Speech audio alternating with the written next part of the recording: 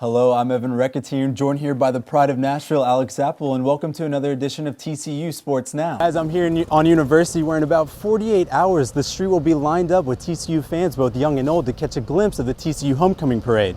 However, the parade isn't the only event going on campus this weekend. Giving up 145 points in the past 3 games, including 73 points to Baylor a couple weeks ago.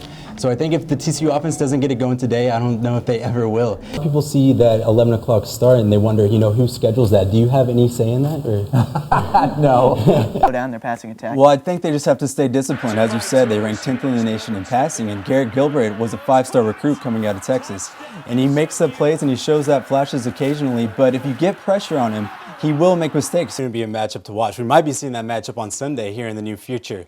But okay, what does TCU have to do to get the win this week? It's another day of practice for the TCU women's soccer team. The Lady Frogs are off to a 2-1-1 start to the season. It's the team's second season in the Big 12 after a 7-10-4 record last season. But it's also the team's second season under head coach Eric Bell. Bell is just the third coach in team history and came to the Frogs after being associate head coach at Florida State University. For Bell, the decision to come from the Sunshine State to Fort Worth came down to one thing: he wanted to lead. We're here to compete to win national championships, and it's a big change from how it used to be. But looking forward to the challenge of trying to create something that hasn't been done. At Florida State, Bell was known for being a top recruiter, a skill that he hopes to bring to TCU. For freshmen like Michelle Prokop, it was Bell's passion that brought her to TCU. My number one reason for choosing a school was I wanted somebody that wanted to win as badly as I did.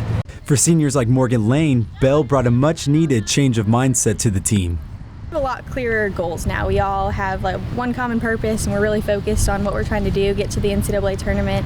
Bell says he hopes that another year in his system will lead to more wins for the Frogs this season, and for many years to come. And I think this place is a gold mine, and I think that if we get the right kinds of kids here, then we'll be able to do it. That journey will continue this Friday when the Frogs welcome Illinois State to town. Evan Recatune, TCU Sports Now. 11-21 record and a last-place finish in the Big 12 wasn't exactly what head coach Trent Johnson envisioned in his first season at TCU. But after a season of negative headlines, hope was the theme, as Johnson held a signing day radio show hosted by Brian Estridge at Buffalo Bros.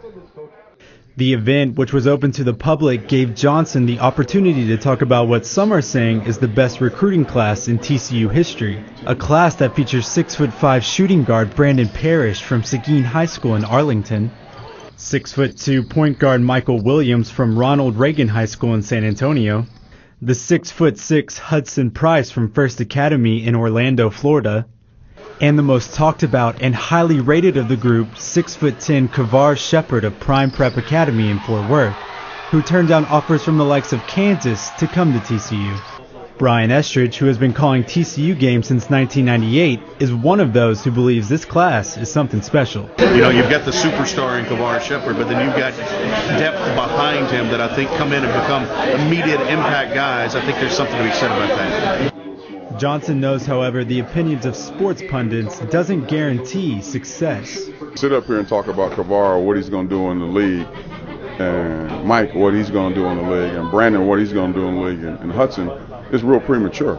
All I can tell you is just on paper, they look the part, their skill level is. Johnson adds that the fate of his team ultimately rests on one person. I think the only weak link we got in this whole deal is not our facilities anymore, not our administration, not you guys as reporters, not our fan base. This is the only weak link.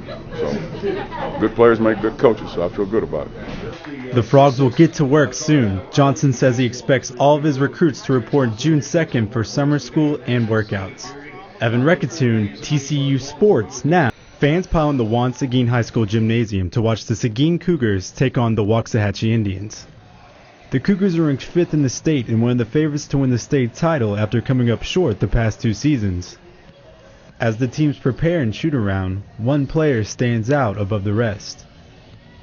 Meet Brandon Parrish, the 6'5" shooting guard committed to the Frogs back in September and is one of the highest prospects Coach Trent Johnson has brought to TCU. and I really like the coaching staff and the opportunity there. I know that they're a new Big 12 team, so they don't really have a lot of Big 12 talent. Yeah. So I know that I can come in, I can help right from the get-go.